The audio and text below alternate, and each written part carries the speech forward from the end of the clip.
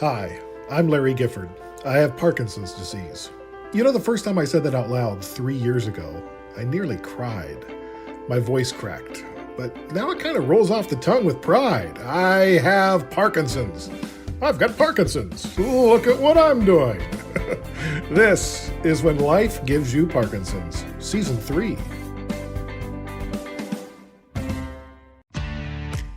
Joining me on this podcast journey is my wife and partner in Parkinson's, Rebecca Gifford, and reporter and contributor, Niki Reitmayer. Season 3, eh? Can you believe it's Season 3? Here we are. Unbelievable.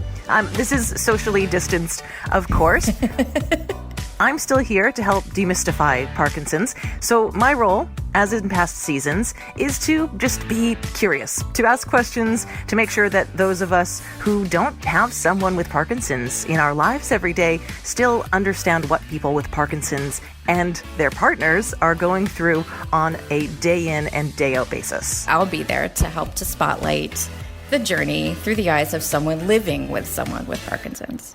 The partners in Parkinson's have their own issues and needs that are often not discussed, and I'm going to be there to try to remedy that. Now, to set the stage a bit in this COVID-19 world, the three of us are in 3 different locations connected via Zoom, and we're recording on our iPhones. So I'm in the office, Rebecca's in the kitchen. Niki, where are you? I'm in my bedroom, but I have my camera tilted so you can't see any of the mess. You can only see the nice picture in the background and the cleanish corner in the room. Excellent. We all do that, right? That's what Zoom life is like, yes. Very, the very pretty true. corner. And we're going to start Season 3, I think the same way that we began Season 1 and Season 2 by, asking about your Parkinson's, a snapshot of where you've been, Larry, how you've been doing, and you as well, Rebecca. I know August 18th, 2020 marked 3 years since the official diagnosis, since your family began this journey. I don't know whether or not I should be wishing you congratulations on this milestone. Thanks. It is 3 years of the last 10 that actually do make sense as it relates to the symptoms that I've been experiencing the past decade. Because once you put a name to that growing list of symptoms that you're collecting that all seem unrelated, it's like an aha moment. It's like, oh, there's a name for this and it's Parkinson's. And then it's like, oh, shit, I've got Parkinson's. But, 3 years, yeah. I was diagnosed with Parkinson's at the age of 45, 1 week before Rebecca's birthday. Rebecca, we've heard Larry's account of the diagnosis before, but I'm curious about how you remember that diagnosis and even the time leading up to it. When did you start noticing that something was off?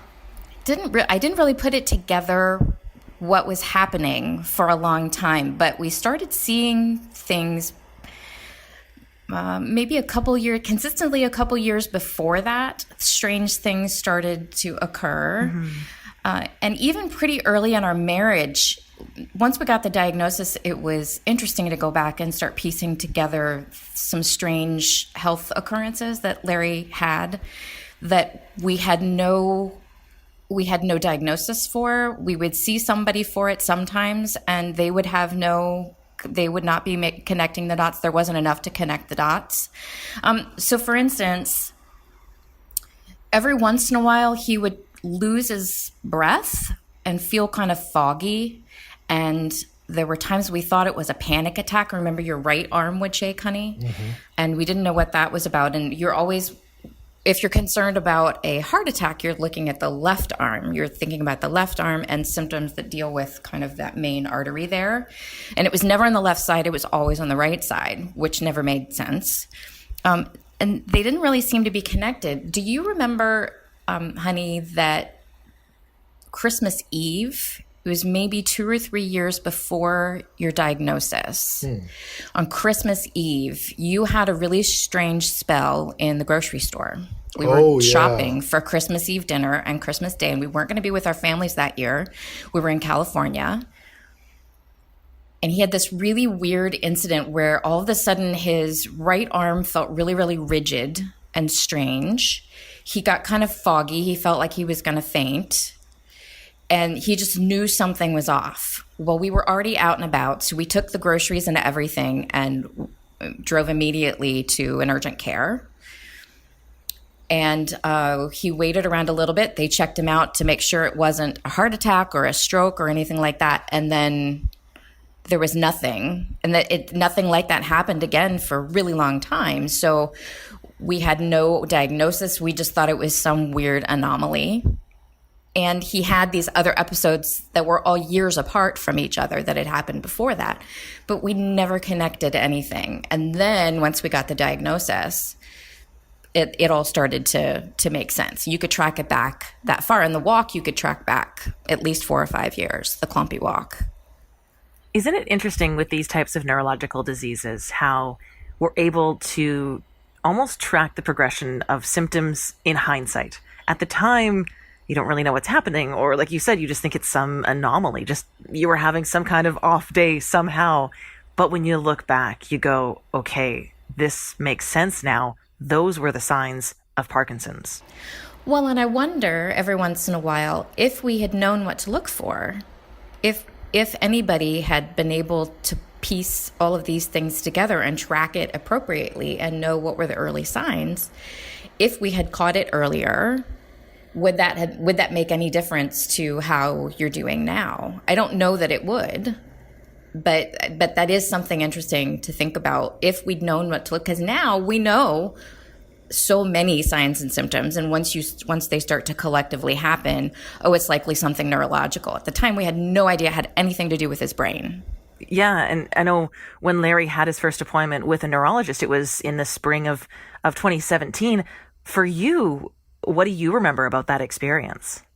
Larry called me on the phone and said, so good news, it's not these 10 things that they listed off that are critical and dangerous and deadly diseases, or a brain tumor and you're going to need brain surgery, or all of these things that they said it could be. I have Parkinson's. And so at the time, we're thinking, oh, well, that seems a lot more manageable and you're going to live. It's not deadly, right? So at the time, it felt like a relief. Then over time, as we got more information and we met people, we had a better idea of how the progression will go or could go and how long we would be dealing with this and what we could be potentially dealing with. And that was a whole other process of awakening and having to think about and consider what your future looks like and that it could look very different. This is not a disease that just, for most people anyway, is just kind of in the background and affects a few things. This is something that, especially with an early diagnosis, affected our life and our future in a quite significant way. And I don't think at first, because we were just hoping that he was going to live and be relatively okay, that really sunk in. Yeah, it sounds like that day of the official Parkinson's diagnosis really had an impact on you and on your family. It did, and we didn't get the official diagnosis with Dr. Squires until August of that year. So we were pretty sure what it was for several months and kind of going through that process, but not really having an official diagnosis. So when we go in for the diagnosis, poor Dr. Squires, he was amazing, but he knew, as probably everybody does when they come in, we wanted something concrete. We wanted something confirmed. It's Parkinson's. This is how you deal with it. This is what you can expect. And of course, he can't provide that. Nobody can. So we were wanting more information and more something to cling to, something more certain to cling to. And it was just more, you're in for a lot of uncertainty and not knowing how this is going to roll out. You have some more support now and a little bit more information and answers, but this is the best that we can do. We can give you a big gray area to look at. And that's just the Parkinson's community, right? That's all they can do. Yeah, Dr. Squires, he is great, though. I mean, it's fantastic hearing him on this podcast. I know he's been a guest on this podcast many times, and I hope that we hear from him again this season. Oh yeah, my next appointment's in early October, so we'll record a conversation at that point. Perfect. Okay, so my next question is for both of you guys, because you are now 3 years removed from your Parkinson's diagnosis. If you could sit down, imagine this, and chat with yourself from 3 years ago. There you are, sitting across from, the couch. Your old self is sitting there. What advice do you give to the 2017 you? I would say it's not going to be as bad as you might think it's going to be. And it's not going to be as easy as neurologists make it out to be. Because the neurologists go, well, listen, you're not going to die from this. You're going to die with it, and you need to exercise, and you need to watch what you eat. But you take levodopa; it'll help you.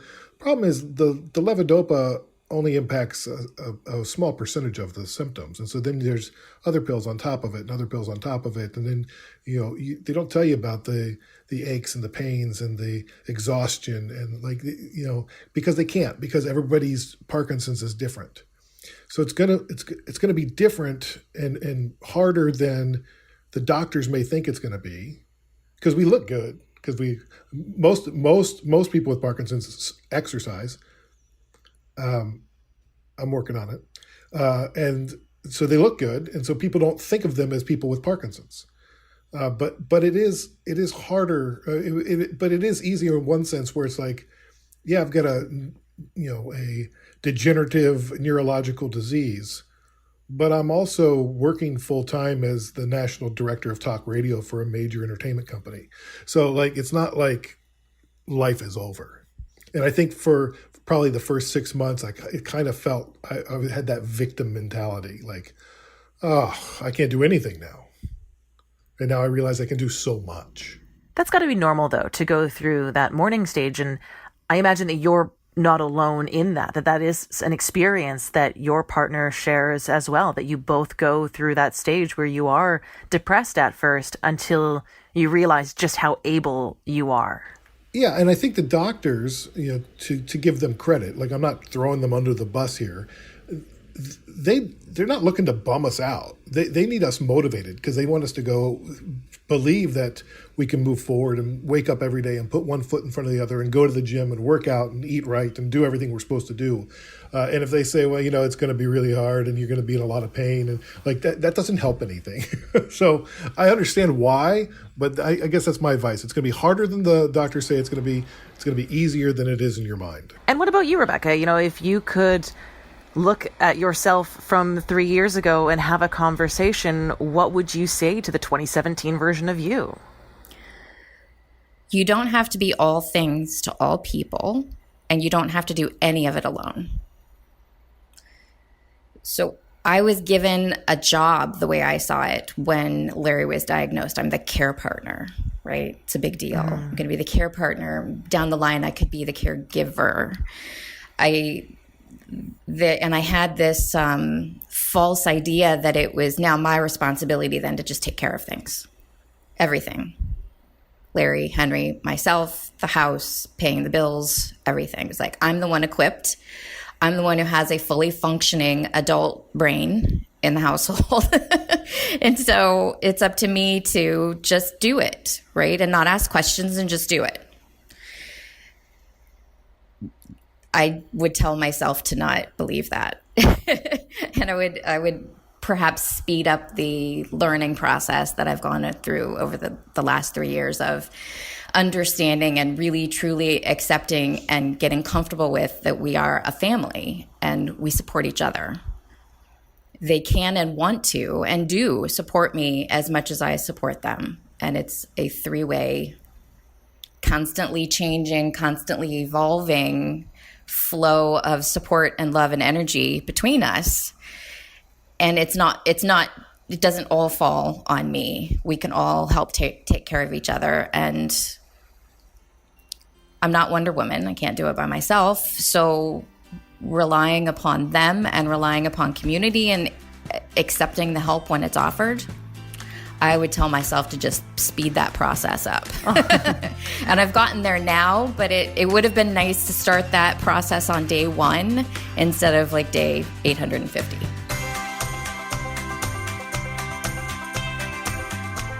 If you want to complicate things even more, throw in a global pandemic. Right? Yeah, right. How has that been affecting you guys? I mean, as I know that you love to connect with people in the YOPD community, with people in the Parkinson's community. How has COVID-19 affected you guys? Are you still able to connect with people the same way that you have before? Not the same way. We actually had a great YOPD supper club that was underway. And we would, every couple of months, we would gather at a restaurant. There was like 15 or 16 of us here in the lower mainland of Vancouver, British Columbia. And it was great. And I don't know why we haven't Zoomed, but we haven't connected since our last dinner, really. But that was really, we had a couple of them, and they were just getting rolling after the World Parkinson Congress. And so that's been tough. And then, of course, the other place I connected with folks was at exercise classes, and the physiotherapists were doing stuff online, and it's not the same as in person, and or support groups online versus in person, or the improv for Parkinson's that we started and we documented last season. Well, I've continued to do that, but I'm doing it now on Zoom as opposed to it in person at the theater. And so, it's just become a Zoom world, right? Yeah. Oh, absolutely. Like everything is over Zoom these days, it seems. I mean, look at the podcast. The podcast is on Zoom. The other thing that I've realized, because I'm only going into the office now every third week, is my symptoms are lesser than they were when I had to go every day. Really? Well, and there's good reason. So commuting for me is stressful. So I've got to walk down to the block in time in order to reach the bus. And if I miss the bus, then I got to wait for the next bus. And then I'm in this crowded bus, and maybe I get a seat, maybe I don't. And then I go all the way downtown, and there's lots of crowds pre-COVID, and crowds make me anxious. And so that's a half hour of my day each, or an hour of my day go to and from of anxiety and stress that I don't have anymore. And then just sort of like the nonstop interactions with people can be just exhausting. So, people would line up out my door, and then, as soon as I get a break, as soon as the door opens, there's 3 people that have a question for me, and which is great. I love interacting with the staff, but like, if there's no downtime. Yeah. And so what I can do in a Zoom world is I can block time on my calendar that can just say busy. And then I'm not available. Yeah, especially on a day when maybe you've had a terrible sleep the night before and you're feeling that at work the next day, instead of having to sit in your office, like you said, and deal with people lining up out your office door. Now you can make time for yourself in order to just charge the batteries a little bit. Rebecca, what have you noticed about how this has impacted us? The only other thing I would say, you're exercising less. Aren't we all? Oh, but I'm eating worse too. Again, aren't we all? But you always had that built-in walk time, and you had classes that you were going to and all of that. So yeah, it's just harder, right? He's in that office, he shuts the door, and then he's on Zoom call, phone call, Zoom call, phone call. And it's still, the pace is slower a bit because you don't have, like you said, the interaction and whatnot, but, and you're in more control of the pace, but, and you don't have to, you can dress a certain way, you can take a 10-minute nap if you need it, all of that, you have that flexibility, but you're also in a room in a chair for a longer period of time, which isn't good for the Parkinson's ultimately.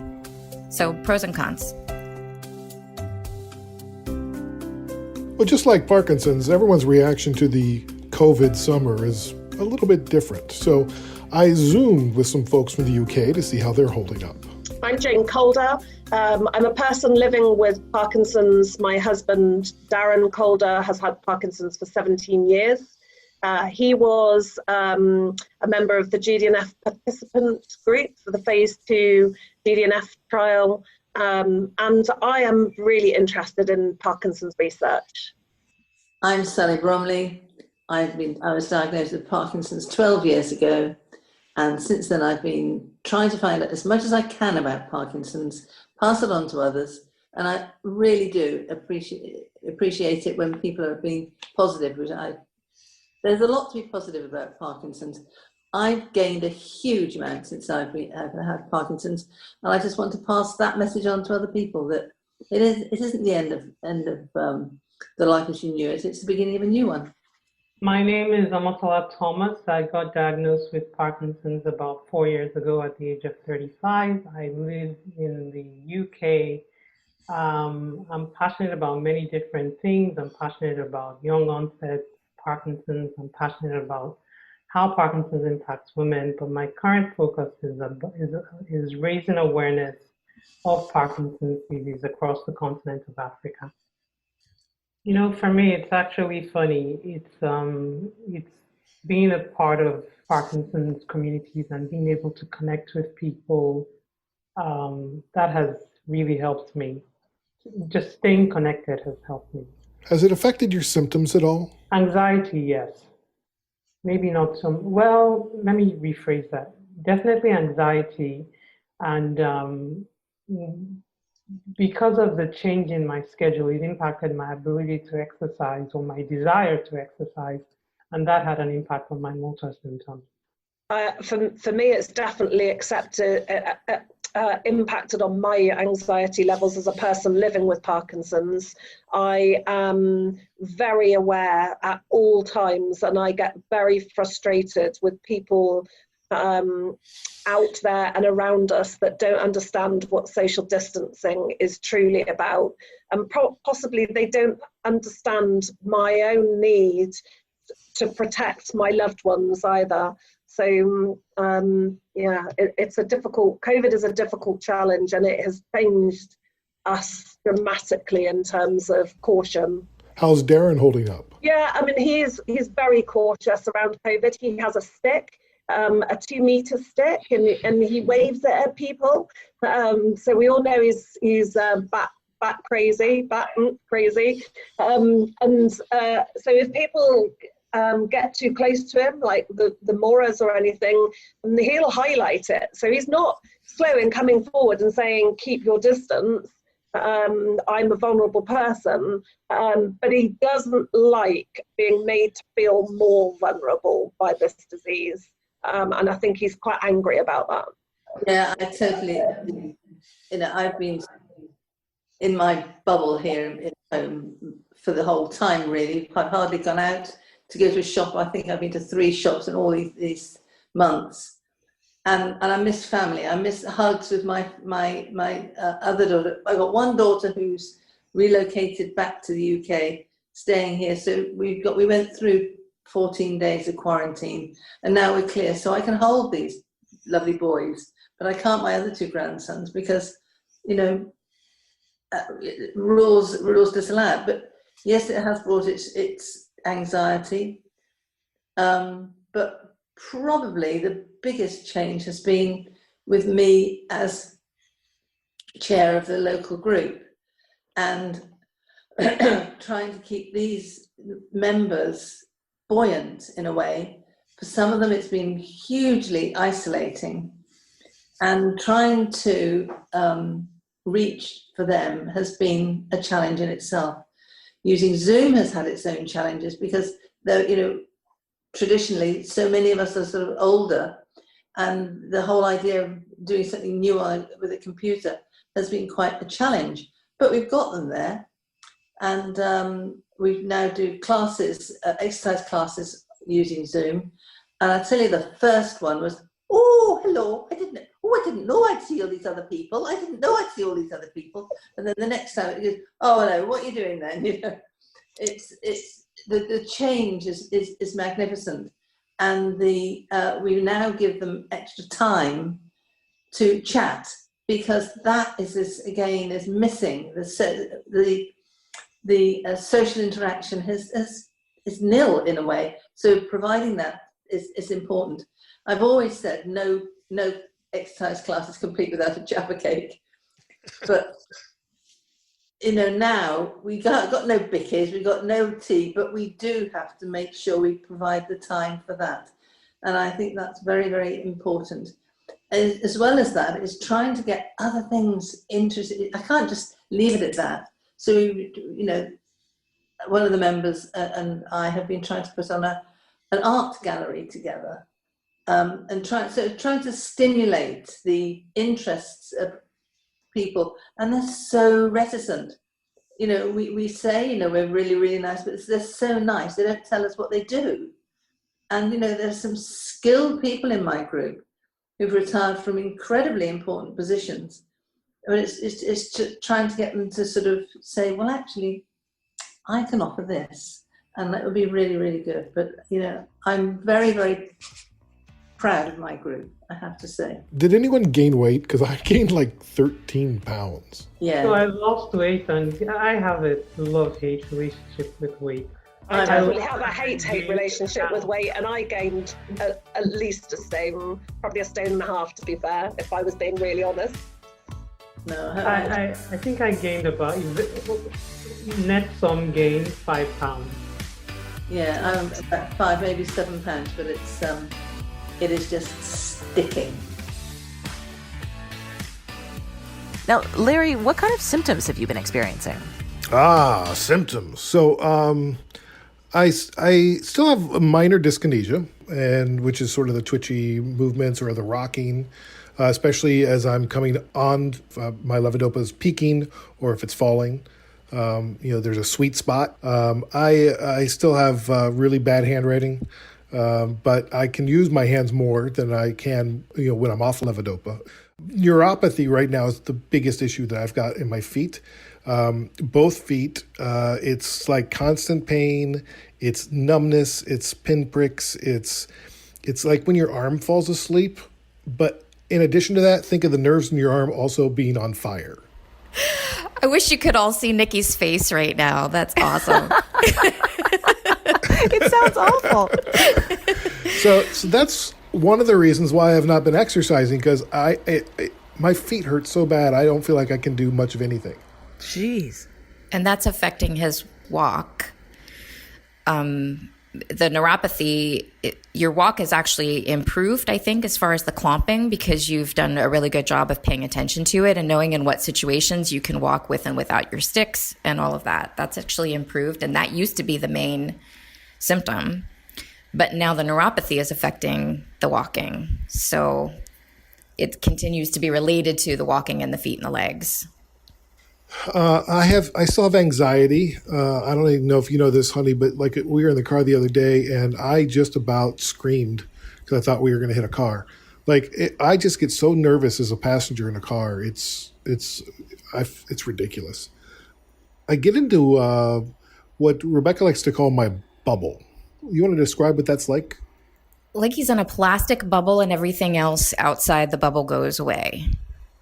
He can't hear it very well. It's like he's blocking out the stimuli outside of, maybe a couple of feet around him. So he's very focused on what he's doing. You could be talking to him. There could be things happening around him. But because he's so focused and has to focus on what he's doing, it becomes very difficult for him to see or respond to anything outside the bubble. You have to try to get his attention.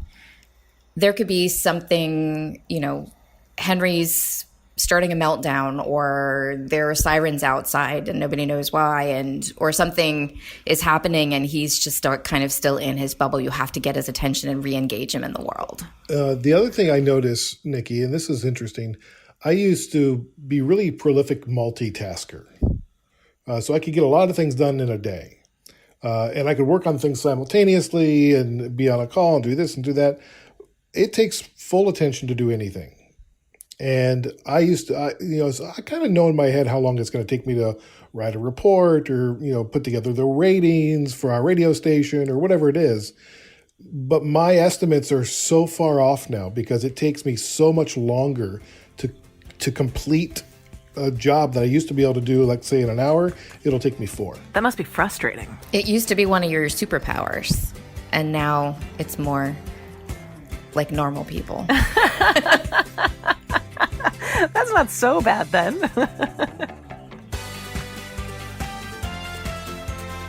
So communication issues are also a huge problem for Rebecca and I. I say huge. It happens, once a week, where we just are not on the same wavelength.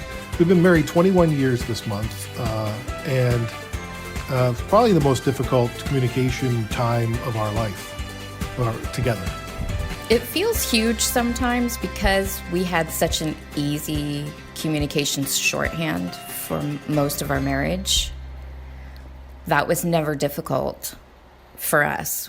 Very honest, open communication, very easy. We always got each other's language, very few misunderstandings where that was concerned. And now it's having to unlearn and relearn how to communicate a bit. So that's why it feels big, because that was such a fun and easy part of our relationship for so long. It's touchy every day to try to figure out what's the best way to communicate today, because it depends on where he is in his medication, what time of day it is, how much stimuli is coming in at the time. Is there music on, or is the TV on? Is Henry being loud? Are there other people in the backyard? Is there, any kind of additional stimuli? And it becomes really difficult for him to focus on what anybody is saying. And then it gets frustrating because I've repeated myself a couple of times on something and it's still not retained. And so it's relearning for me, it's relearning patience and understanding that it's not just that he's too busy and he's not paying attention or whatever. No, it's the Parkinson's. But literally, because this is a relatively new struggle for us, it is requiring me to learn that. I have reactions that aren't always the most empathetic at times. and then it quickly, it's starting to happen faster, quickly realize, okay, well, I'm talking about something abstract or open-ended in the evening. That doesn't work. We did a webinar. Larry and I did a webinar for a group just a couple of weeks ago, and a young woman shared with us really good communication advice. So the rule in our house is that you can't ask any open-ended questions after 4:30. Because they were having arguments and whatnot in the evening because one was too tired or off their meds and so couldn't really communicate about anything abstract or not concrete after a certain time, but the other was like, but this is our time to communicate. And so now we got to do it. Right. And so, but you have to relearn those patterns and just figure it out. You have to adapt. The other thing is I take things literally when she means them figuratively. Yeah, I'm making a sarcastic joke or something. And he's like, what? That happened? I didn't, right. It just takes him a beat to catch up. So Larry, how are you then coping? With Rebecca, she said that she's changing the time of day or being aware of the time of day in the questions that she asks. She said that she's learning more patience. What about you? How are you on your end adapting to these communication issues? Well, I've started going to counseling. Mm-hmm. And working through some of these issues that way, and just dealing with that and some other aspects of the disease. But I actually love going to counseling. My counselor was away on maternity leave, and now she's back, and I'm so happy because I just feel like it's a good touch point for me to have somebody I can just bounce things off of, and then she can give me tools to use in order to be sure that I can make it through the day and I can communicate better with Rebecca. And some of it is, we are working at home, we're living at home. We've got an 11-year-old here who was here every day for the last, because he was homeschooled, and then COVID hit, and then it was the longest summer ever. So we never got time to ourselves, really. We were never alone. So we lost those intimate touch points, whether it's just sort of, like literally just touching her hand, or having a quiet conversation in bed, or like we would, so we're making more of an effort to just sort of connect. We'll schedule, hey, let's schedule an hour in the middle of the day while he's at school to just have lunch or go someplace to take a walk or whatever. But just, we need that, us time. Yeah, you guy time. Yeah.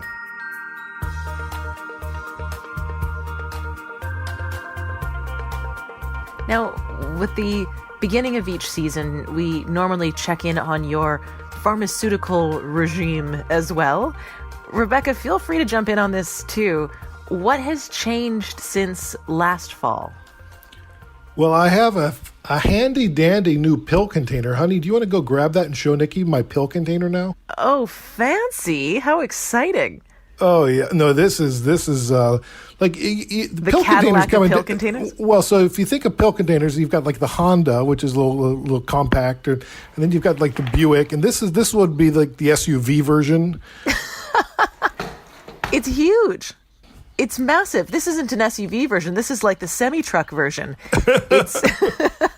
It's 2 rows. It's about the size of a sheet of paper. You got pills for every single day. It's color coded. I mean, this thing is quite the unit. Yeah, it's four rows because there's morning and evening for each day. And I'm noticing, honey, I guess I didn't notice this before, that the lettering is wearing off in a big way already, even though it's not really that old, because you use it so much. Oh no! I use it all the time. Keeping track of the pills can be an issue. I have gone from taking levodopa, which is the Cadillac drug, the drug that everybody takes who has Parkinson's for the most part. Levodopa 4 times a day. Last year, it's now up to 6 times a day. Oh. So basically every 3 hours, and if I get up before 5 a.m., there's a 7th dose I take. And I'm taking 2.5 pills first thing in the morning, 2 pills 4 times a day, and then 1 pill at bedtime. Wow. But then in addition, there's a controlled release version of levodopa carbidopa, and I take 2 pills of that at bed. So at bedtime, I'm taking 2 of the extended release and then 1 of the normal, which gets me to about 4 in the morning usually. That's when you wake up? Yeah, usually, yeah. Between 4 and 5. And then I'm taking selegiline, which is I was taking last year, 10 milligrams in the AM and the midday. And this is a dopamine inhibitor or blocker. So it absorbs the levodopa slower, so it lasts longer. So it's not like just a big shot into my brain, because that would cause more dyskinesia. So they're trying to control that as much as they can. Last year, I was on melatonin for sleep. I've stopped taking that. They've now put me on clonazepam. So melatonin is more of a natural thing. This is a pharmaceutical. I take it at bedtime. It's designed to calm your brain and nerves, and it's a sleep agent. It's also supposed to help with REM behavior disorder or active dreaming. Yet I still do have nights. This is another symptom that we forgot to talk about, where I'm talking in my sleep or I'm acting out my dreams. Oh, so that's what active dreaming is. Yeah. So, honey, isn't active dreaming fun? It's not that frequent yet, so it doesn't freak me out. But it is every once in a while he's speaking full sentences. It's not like sometimes you get the sleep talking where it's just kind of mumbling and they're not quite getting it out. No, it's full understandable sentences. Sometimes kicking a little bit, or suddenly his arm jerks one direction or the other. Has never hit me. But the other night, I was turning over and looked up, and his elbow was up in the air like this, right over my head, and just rigid and hadn't gone anywhere. And I said, you know what? Nope, we're not doing that. So I just gently tapped his arm and he dropped his arm and turned over, and I don't even know that you remember that happened. But I'll kick the air or I'll punch my night table or whatever. It's crazy. Also, I've added gabapentin, 1 pill in the morning, 2 in the day, 3 at night. It's a drug designed initially for epilepsy to control seizures, but it's used to treat nerve pain in Parkinson's. So that's for my neuropathy. I've heard you both on radio commercials. You're both working with World Parkinson Congress. Larry is the voice of the Michael J. Fox podcast right now. How the heck are you both balancing advocacy with life and work and with your own PD on top of that? I've had to resign from some boards in order to make some space. And I'm having to learn how to say no a lot in order to do the things that I've committed to doing and really focusing on what's priority for me and for us. It's still too much. It's still untenable at this pace, but we'll figure it out. I'm not quite yet ready to, give up everything. So I want to do it all. And I've talked to Rebecca about this too. There's this urgency in me that I feel like I need to do it now. When we've been talking about it since the first season of making lifestyle changes so that Larry could have more time to take care of himself and focus on his wellness. And that required the rest of the family making some changes as well. And that has occurred. Henry started full-time school just last week under very strange circumstances, as all kids going back to school are this year. But I've been part-time homeschooling him for the last 2 years, pretty much since the diagnosis, or not long after the diagnosis. So that was taking up a lot of time. It was making it me less able to contribute to the income of the family, making it more important for Larry to be busy and making lots of money or making the majority of the money for the household. So this way it makes more time, spend our long-term plan to make more time for me to make more income, take on more projects, find employment, whatever that looks like moving forward, so that Larry can kind of make more space for his wellness. And so this is you were less than 2 weeks into that process of making that big change, and Henry going back to school and Mama going back to work and all of that. So it's TBD a lot right now, but it feels like a really good positive step in that direction. Yeah, and I think ultimately, I've got a really big job, career. I love it. I love radio, but I'm not going to be able to do it forever. So, this is sort of in preparation for when I'm no longer effective in my role, that we will be okay to move forward beyond it.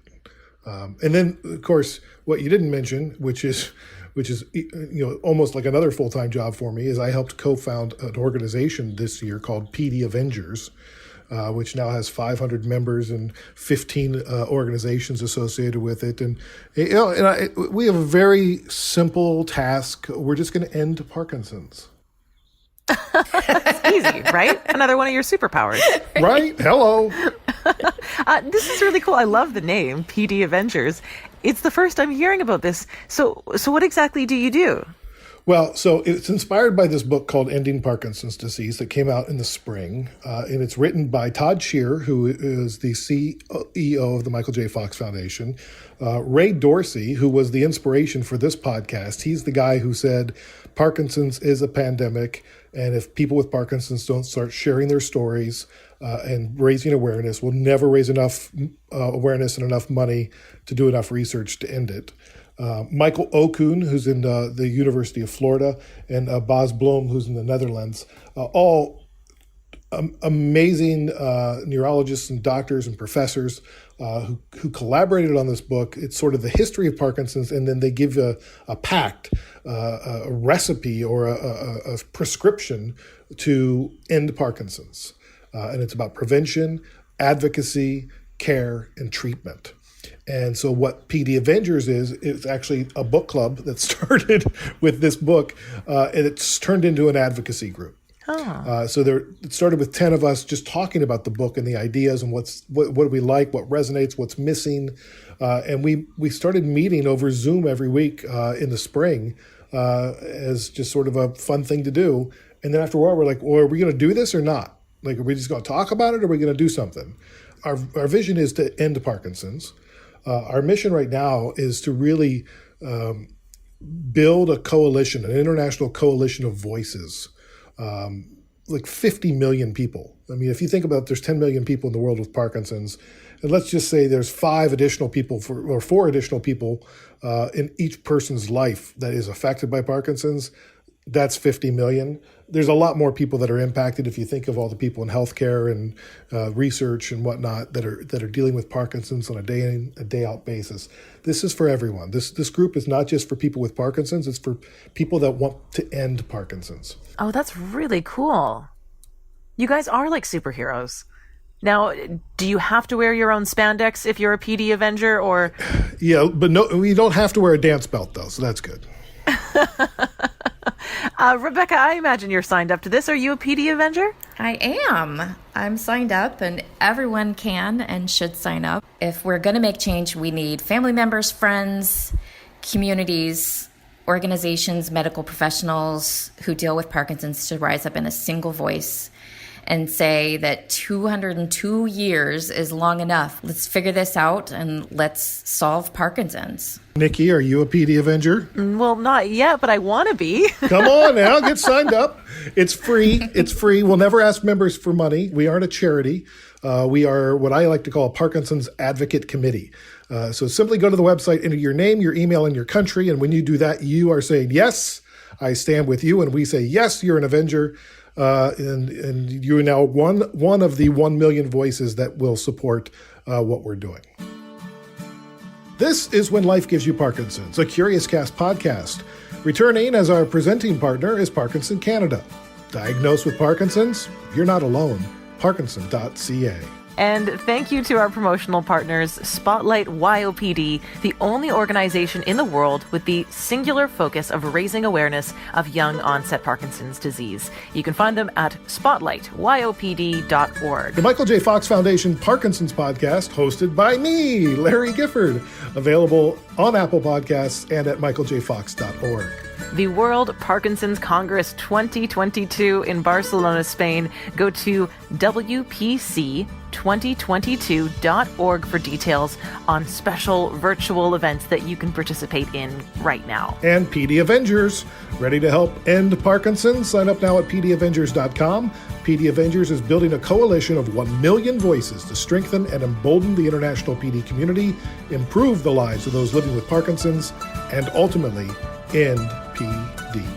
And of course, thank you for listening. Please take a moment to subscribe to this podcast on Apple Podcasts, Spotify, CastBox, or wherever you listen to your podcasts. And while you're there, give the show a rating and feel free to comment as well. It's great to kick off season 3. You can engage with us on social media. It's at Parkinson's Pod on Facebook, Twitter, and Instagram. Or you can email us at parkinsonspod@curiouscast.ca. Keep positive. Keep exercising. And keep listening. We'll talk to you next time.